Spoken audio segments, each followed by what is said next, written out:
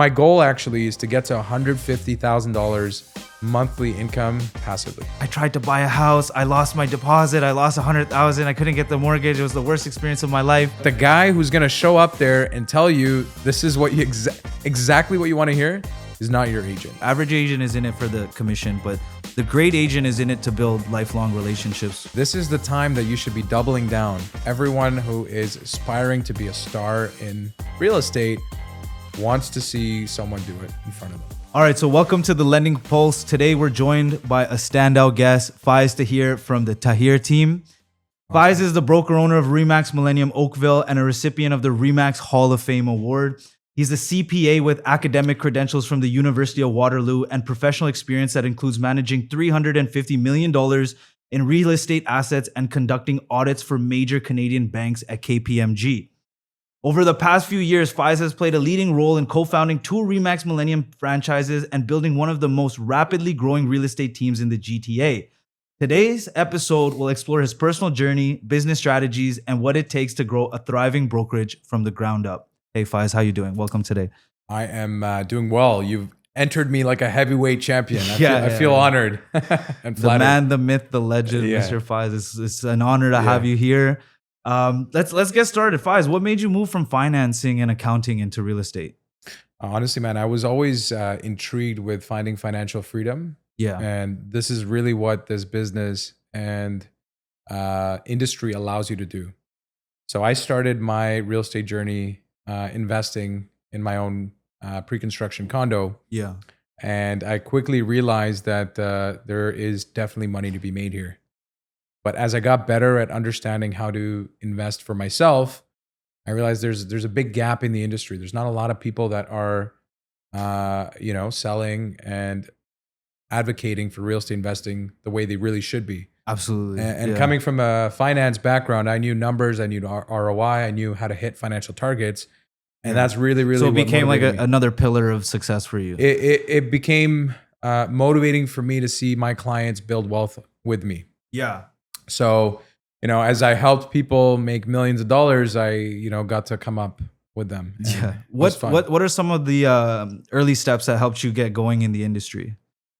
So I was lucky, like yourself and Ron. Yeah. My dad's been in the industry for over 20 years. Mentorship. I think this is the most important thing. And that, you're going to ask me other questions later, I'm sure. But that's what motivated me to help other people out. Because I realized that you need to have support and understand the business to really, really grow and thrive. And mentorship is key. Having the right mentor is the most important thing to be successful in any industry, 100%. in any business. You need real world experience, right? The book can only teach you so much, but you need to get your hands on these deals. You need to see real world experiences, what it's like dealing with the clients. Yeah. So how did your background in private equity and accounting shape your approach to real estate? I think it really put a structured, almost corporate twist to my approach with clients. Yeah. I've always had a very, very professional experience. Yeah. And the feedback that I've always gotten when I work with a client is this is how real estate should be done. And my goal and my vision, even with the team, with the office now, as we're growing, expanding, and training new agents, is teaching them on how to do real estate the right way. Right. Being transparent, being upfront, putting your client's interest ahead of yours, right? That's kind of what I learned as a CPA. That's what I learned in the finance industry. Money will be made. So when you do your approach to real estate, you're really looking at the numbers, right? Seeing what works for your client, advising him financially in a sense. Yeah. It's funny. I could share a story. Last night I had a call with another agent and we were stuck on a pre-construction deal with a client. The client already put in a deposit, but they were having second thoughts. Already paid a deposit, cooling off period. Yeah. I just called him and told him, I said, hey, call the builder and give the deposit back. Yeah. I don't want to do business with anyone who is having second thoughts or is not 100% cold feet. Yeah. I always want my clients to feel like, if they're coming to us, they're coming to a RE/MAX Millennium agent, they're getting proper service. They're getting the best service. Absolutely. And handling objections, with clients it's not easy because it's like, as a real estate agent, you put in so much work to make that sale happen. And it's like, finally, you guys have the paperwork done. and telling the client to back out of the deal, it's not something that a lot of agents will necessarily advise. Of course, but you got it's the 30, difference 40, between a good $50,000 on the line, but Right. at the end of the day, it's a long-term relationship you're also creating with that client. Absolutely. Yeah. That's what I mean. It's like Yeah. the difference between a great Yeah. agent and your average agent. Your average agent is in it for the commission, but the great agent is in it to build lifelong relationships For sure. with people. I think that's really important.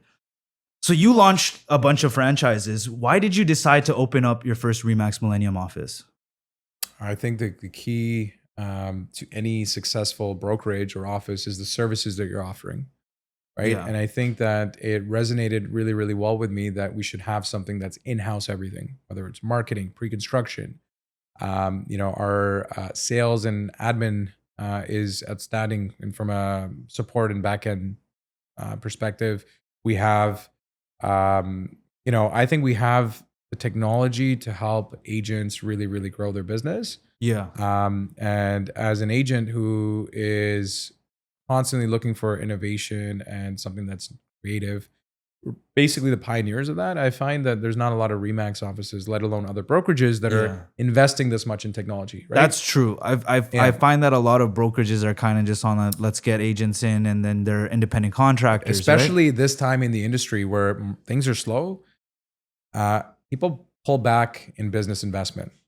In my opinion, this is the time that you should be doubling down, because when you come out of this slow period in the market, agents and broker owners are not going to have time to think about reinvesting or organizing, a new technology or implementation of something new. That's one of the biggest things Yeah. is staying up to date with technology Yes. in the market. And it's easy to have a business practice that works, and it's like, if it isn't broken, don't fix it. Don't fix right? it. Right. But again, like you go over time, you have to stay updated with the current technologies. Are you on social media? Are you utilizing all of these tools that are available for you? And is the brokerage helping you do that? That's the biggest question. So why was Oakville the right place for your second location? My hometown. Hometown. That was my hometown. Yeah, I grew up in Oakville, in Halton. Okay, awesome. And what I've found is that Oakville has changed a lot in the last 20 years. Okay, not just demographics; it's had a younger population. Yeah. Of just new people come in, and like that, the agents have also changed. The need for agents has also changed, right? And I think that it's the second most expensive market in the city. we see number one, number we see two. the GTA constantly expanding. Yeah. Right. Like when we first started looking at these properties, like you're looking at like Brampton, you're looking at Mississauga, and then now Yeah. people are going out to like London. They're going to Brantford. They're going far. They're going past Oshawa. Right. And the GTA, it's expanding and expanding and expanding. Right. The other beauty with Oakville, it's top-rated schools, extremely affluent population. All the corporate executives always live there. And this is the last 40 years. It's always Oakville been, is a good place Oakville's to been invest. the spot, Yeah. right? And you have a very, very high-end luxury market. So it was a no-brainer for us to have a presence there. The other Remax offices that are in the city have been there for many, many years, since the 80s. So what lessons from the first office helped you with the second office? I think the biggest lesson is constantly giving back to the community and getting your presence out there. This is important, right? Because agents, that they find us online, right? When an agent wants to come and they want to work with a brokerage, they know we're making moves. They see us on social media. They know we're active. But I also think the community needs to know who we are. Yes. And that's a big, big push that I'm doing. So we're doing like community drives this summer. We're taking food, ice cream trucks around the city. Wow. Just really, really to motivate our agents to put their face out there. Yeah. Right. I find that every agent is trying to do online leads right now. Remax branded ice cream trucks. Yeah, Remax branded ice cream trucks. But every agent is doing online leads right now. But the Yeah. conventional marketing, It's working. it's working. Face-to-face door knocking. It's Believe it or working. not, it works. Well, you know what it is? We're bombarded with so much content online. It's like this person's trying to grab your attention. This person's trying to grab your attention. Having a genuine face-to-face interaction goes a very long way nowadays. 100%. It's actually given, in some ways, I find that it's given us an upper edge now. Yes. Because I was always old school.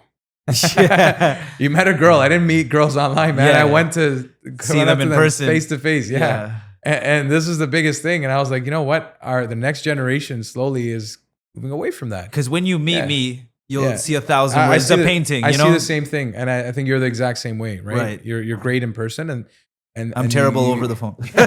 You need to bank on that. Yeah. Yeah. So that's what it is. So, can you share a story from your first few deals that helped shape the business? 100%. So it's a fun story. My first month in the business, I was agent of the month. Yeah. I hit a grand slam, 38 pre-construction deals. Wow. The first deal I ever did was my own condo. Yeah. The very, very first deal I did, I bought a condo. It's I just got occupancy for it now. Yeah. Wow. At Festival Yeah. in Vaughan.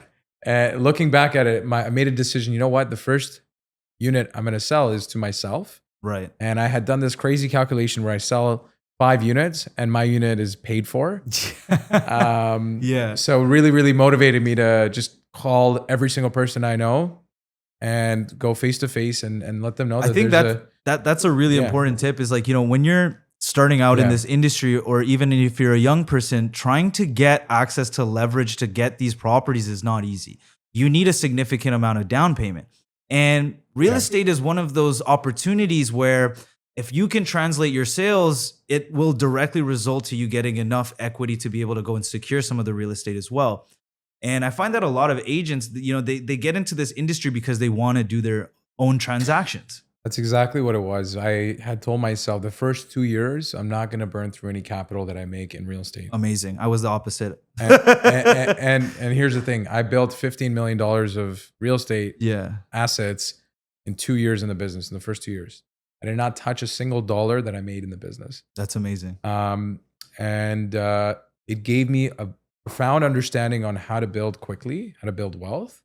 And now when I'm talking to clients, and a lot of them are doing, the CMHC, MLI, so many of them are looking for plazas for cash flow. I've diverged into finding land for developers now as well.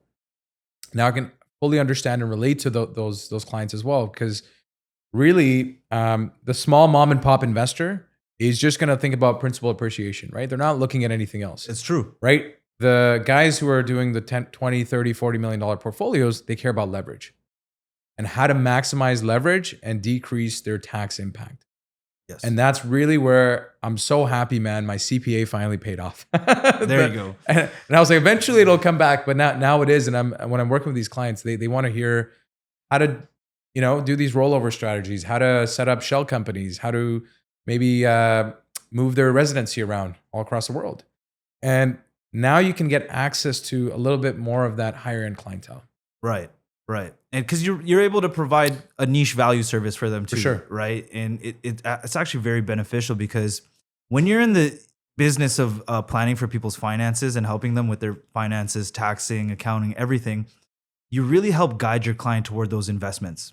Right. And you're able to pick and choose what makes sense for your client, what doesn't make sense for your client. Right. And when you have that level of freedom and control, then you're able to do your business a lot easier, I find, than versus 100%. like having to chase, mom and pop, doing the showings, keeping everybody happy, focusing on the residential transaction. So working on some of those bigger commercial transactions, they can be a little bit different in terms of how you do your business. Yeah, I think the timeline of a deal is now, instead of 3 to 4 months, it can be a year and a half. Right. But it's a niche. There's not a lot of people in that industry, and I don't think it's easy to break that barrier. But the one piece of advice I can give an agent who's just getting into this business, and they're coming from, we meet agents, they're maybe IT consultants, Yeah. they're ex-bankers. Yeah. I met a dentist who was tired of running his dental practice. Yeah. And he's like, you know what, I'm retiring, but I want to do real estate.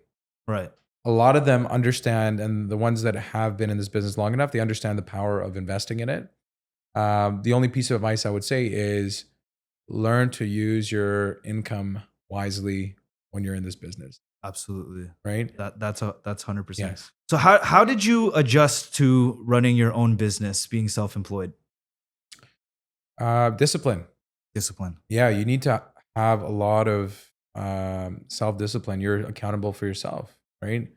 No one is gonna wake you up and tell you, "Hey, you came into work late," Yeah. right? Yeah. Although we still do that, and that's only because I'm up till 2, 3 in the morning working with my international clients, Wow. right? Yeah. But you need to have that discipline. And secondly, I think motivation, right? So as long as you feel motivated, hey, yeah, you're doing something for yourself. I think you'll find the Yeah. motivation in it to have that But I discipline. think discipline over motivation. Yeah, right? 100%. Because you know, if you Yeah. you're not motivated that You're- on that Monday, you're Like, not gonna you come could in. be you could be motivated and then say that, you know what, this year I'm going to do $1 million, and then you're Where's three the you're discipline? 3 months in, you haven't done a Follow deal. up, follow through. You didn't follow up. It's not even. I don't track success in how many deals you did. I track success in how many calls you made in a day. That is a direct indication of how much prospecting you actually did. Eventually, the deals start flowing. What's something surprising you learned while managing people? How easy people are to fall back their own accountability on others, right? So when a deal falls apart, It's something pointing doesn't fingers. go their way, it's very, very easy to point fingers to the next guy up the food chain, Yeah. right? Whenever something doesn't go my way, even if I referred a deal out, let's say to another mortgage broker, or let's say I referred a deal out to a lawyer, or whoever it may be in a transaction, at the end of the day, if my client's getting burned, I feel the burn, right? Yeah. Because I'm not going to pass along the blame to anyone else, right? That's the responsibility of an agent. Absolutely. 100%. 100%. And I found that the more and more I work with other people, I realize how easy they are to blame others for their Accountability. and Yeah. lack of involvement in a deal, Right. right? If you leave the entire transaction in the hands of someone else, I mean, buddy, you're in for a ride, Yeah. right? So as much as I would like to say that it's a very, very easy business to navigate, you have to be involved the whole way. Absolutely. And that's what really differentiates a top agent who's delivering end-to-end service and Even- just someone who's signing papers. Even when you're working with mortgage agents or mortgage brokers, don't just give the file to them and hands everything's off, yeah, done. because right? your clients may not send the documents on time, or something else will happen, or you have to be involved. You have to Right. have follow-up, and it does take time, but then your deals will close, Right. right? And when you're building your network and team of people, the most important thing is to work with people that are going to keep you in the loop. Right? Because you need to always be in the loop in the transactions. What's happening with the lawyer? What's happening with the mortgage agent? What's happening with the real estate broker? Right? All of these factors have to come together so that you guys can have a good closing and a successful transaction. It makes for a better working relationship. So, but apart from that slightly negative outlook from learning, I also learned that other people are motivated as long as you give them spotlight and the opportunity to thrive. And that's Absolutely. really, really been my focus for 2025. That's been my number one goal, to allow other agents to prosper, spread their wings, make their brand, and let them have some spotlight. Yeah. Yeah. So how do you keep your agents engaged and motivated? Honestly, we have success meetings, and this is on both a team and brokerage level. There's every single agent in our office hears from me at least once or twice a month, Yeah. right? And I like to know what they're doing, what's going on in terms of deals, what pre-construction projects they're working on. Is there anything else that we can do in terms of support? And it gives me a lot of. It also gives them a little bit of confidence, knowing that, okay, yeah, you know what, someone is there with me, almost like accountable partner that I can talk to about my business, what's going wrong, Yeah. what marketing isn't working. Are you guys setting targets? Yeah, we have targets, we have Yeah. business plans, we have goals. Yeah. Are they hitting their targets? Are you hitting targets? Are you hitting your targets? And why didn't you hit your target this month? Right. Or you had a really, really good month. So I have this one agent, amazing guy. He's doing really, really well, but he does something really awesome. Every time he does a deal, he shoots me a message. Hey man, I just got a deposit in for another deal. Yeah. Right. And at the end of the month, last month he did 8 deals. Yeah. All right. So I had to figure out a way to not have him feel like his appetite is full. Mm. So, I wanted him to feel like, okay, yeah, you did really, really good. We actually doubled your target this month. But guess what? We're gonna double it again. Yeah, no, May 1st, you're at 0 again. Yeah. You start Right? over. Instead of breaking it down on an annual basis, we've done monthly targets now. Okay. Why? Because what happens is, like, I had an agent, 150 was his annual target. He hit 150 by March. Wow. Okay, now does it mean you sleep for 9 months? No, we have to revise everything. You're clearly doing better than what you thought you would. Let's break it down on a monthly basis. And don't look behind, just look ahead. That's one of the keys. At the end of the year, you may be at 7 figures for all we know. That's definitely one of the keys to success is, when you're up, don't slow down. 100%. Turn up the gas. Yeah. Keep going harder. Don't pump stop the brakes. winning. Yeah. Yeah. It's like, what's the right word? It's early gratification that we sometimes get. So Faiz, what values do you focus on as a leader?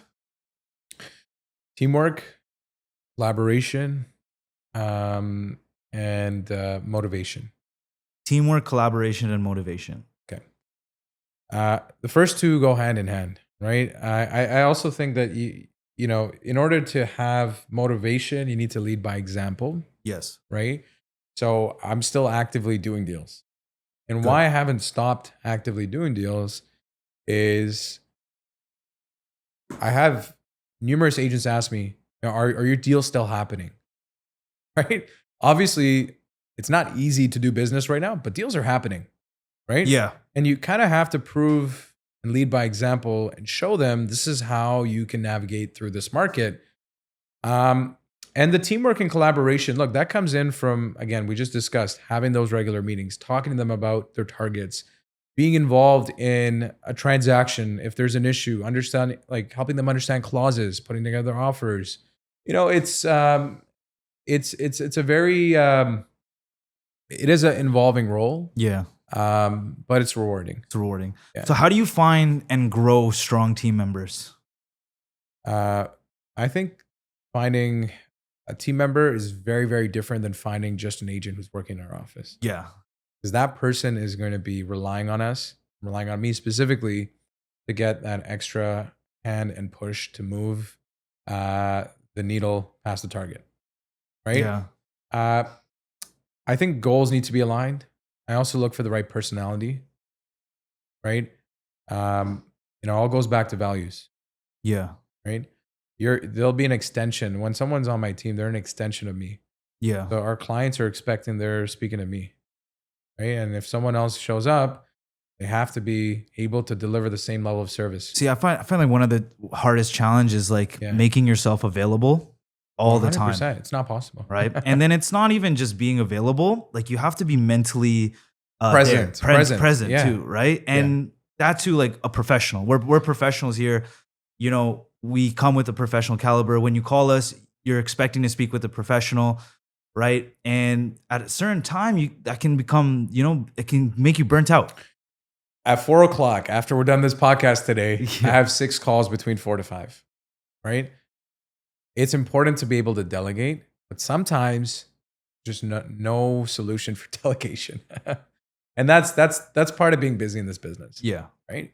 But it's I think to answer your question, I think leading by example is so important because everyone who is aspiring to be a star in real estate wants to see someone do it in front of them. Right? Yeah. And when you're in a room full of winners, you are automatically elevate yourself. Right? And that's actually what motivated me to join the office in the first place. Yeah. Right? We can talk about that, but it was very, very important for me to be around a young mentor because every other broker owner was well in their 50s. Yeah. And that's why, Ron is so amazing too. Right. Yeah.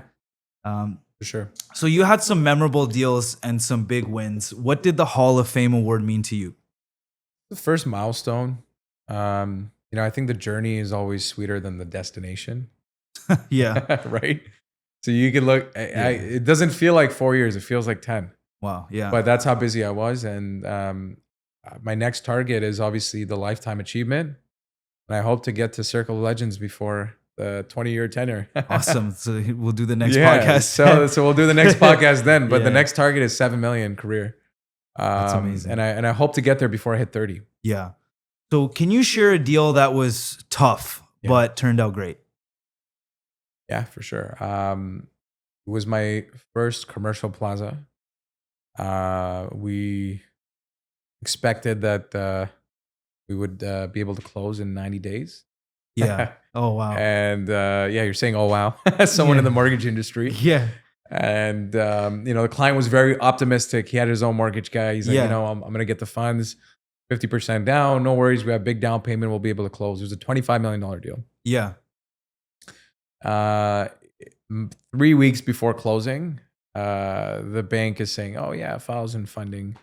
We had to extend this deal almost by 2 months. Ultimately, we closed on cash. I arranged $12.5 million for this guy. Wow. Okay, through my own connections and sources. You guys need $12.5 million. Call Faiz. Yeah, call me. So I went to the National Bank of Tahir Sheikh. Yeah. There you go. And then asked him to lend me $12.5 million. And we closed the deal. And 6 months later, I took it to a bank. But those 2 months that we had the deal extended were the most stressful times of my life. Absolutely. Because they had, I think, close to $500,000 in deposit. Wow. And then the seller asked for another $500,000 just to do the extension. And the deal was firm? And the deal was firm. We had $1 million on the table. Wow.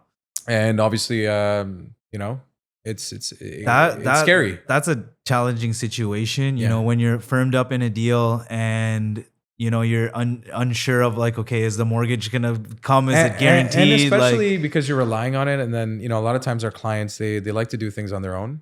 But even if a client is using their own lender or using their own mortgage person, I like to be involved because it avoids surprises.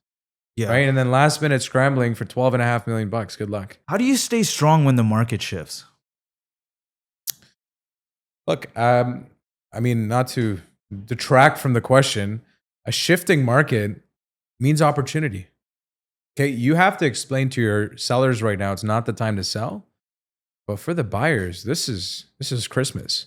Every day is Christmas. The opportunities and the deals you see right now have not existed in the last 2 or 3 years. You would not be able to go in a home right now and offer $150K under ask. It's true. Yeah. We're negotiating with builders massive discounts. The motivation is the fact that we have power right now as agents for our buyers, right? How would you advise a client that needs to sell their property right now? Work with the right agent who understands the true value of your property. Listing high, being stale on the market and then reducing the price is not going to help you out. I can tell you firsthand experience, you're going to be able to sell if you list it at the right price.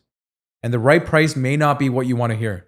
That's true. But the guy who's going to show up there and tell you this is what you exactly what you want to hear is not your agent. And I mentioned this on the first podcast as well, is like, when a client has a certain amount of equity in their mind, trying to break down that number to them of why this is the market value. If you're expecting like 1.3 from your property and now it's only selling for 900,000, it's kind of hard to swallow that pill. So we had a Chris Leader training last month.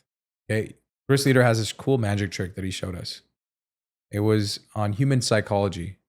And I can't remember exactly how he did it, but basically he wrote down the number 2 and he was pitching, give us a number in a certain range. And every single person chose the higher of the range. Yeah. Look, naturally speaking, when you're a seller, you're always going to want to buy at the highest possible price. And when you're a buyer, you're always going to pay the less, or the least possible price. In a seller's market, 110% sellers have power. This is a buyer's market. Right. So if you're pricing your home higher than it already is, good luck. Right? You're not, people are not even booking showings right now, right? For those properties. Some of the situations are tough. Like I have a client who just can't sell, for example. They overpaid. Who can't sell. Yeah. And they bought another pre-con property. That closing is coming up in a few months. And now they're in a position where it's like, they have money on the table. Do you walk away from the money on the table? Can you arrange the sale? Having all of these questions figured out right now, it's a really good thing to secure financing before you go for a purchase. 100%. Right? Or even pre-construction. Like if you're buying pre-construction right now, yes, you're getting a good deal. Secure financing beforehand. Yes. Right? Even for pre-con. Even if you're selling your house 2 years later to move into another property and you're not 100% sure on what the value of your home will be 2 years from now, and if you're very, very close, I would say don't take a chance, right? None of us have a crystal ball. Who knows? Maybe the market's up 10, 15% 2 years from now. Chances are, could be. But can you rely and can you afford to cough up an extra 10, 15% down? Or walk away from your investment. Yeah. Like you're gonna, like you have to be prepared. Like real estate is one of those industries where it's like, you know, you hear stories about guys who have bought like pre-pandemic and now they're up $1 million in cash. They're millionaires, yeah. And then other guys, they're like, I tried to buy a house, I lost my deposit, I lost 100,000, I couldn't get the mortgage. It was the worst experience of my life. Yeah. Right. So work with the right people. So what I'd like to do, and this is a bad habit, but when I'm at the gym, I used to just watch Bloomberg while I'm at the gym. Yeah. All right. And I was watching a video on the statistic of basically middle class, upper class, and what we call top 20% and 1% in Canada. Yeah. 45% of the millionaires that we see today that are new millionaires, millionaires over the pandemic. It was all real estate money. Yeah. Okay. Yeah. So the Canadian dream is investing in real estate and using the leverage of real estate to really grow your portfolio, right? The other option is you invest in stocks and equities, and you have to be a very, very savvy investor to understand how to value a company. Yes. Right? Yeah. You're not going to make millions overnight in the stock market if you don't understand. I've lost money in the stock market. Most people do. Most people lose money. That's why I stay away from the stock market. I've lost too much money in the stock market. Like there are peaks and troughs in the Yeah. real estate market. The real estate market will come back. Out of 6 months, 18 months, 2 years, who knows? Right. The market will come back. So do you think completing more education helped you succeed as a broker? 100%. Right. Why? It's not that, look, my skill set can be applied on a daily basis. I gave you an example on some of the commercial deals, some of the more high-end clientele that requires financial analysis. Yeah. But I also think even speaking to just, a family looking to sell their home, the level of confidence that I find that they get once they speak to me and they talk numbers, they talk tax, they talk finance, they're very relaxed. Yeah. Right? Taxes is a big question that a lot of people have, and real estate agents are not going to be able to answer those questions on your taxes. I still advise them to go see an accounting advisor. Absolutely. Right? And we have some great network of accountants. My family happens to own a firm.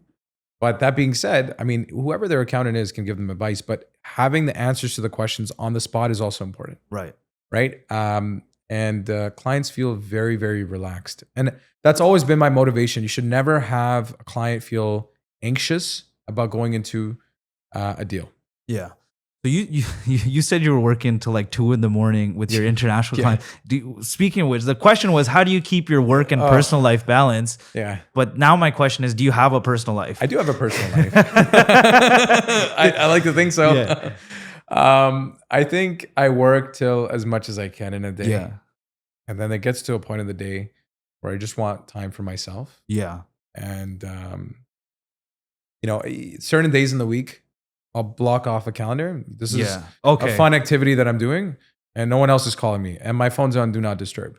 Okay. You need to do that, right? Otherwise, you're going to hit burnout. And I've been burnt out multiple times.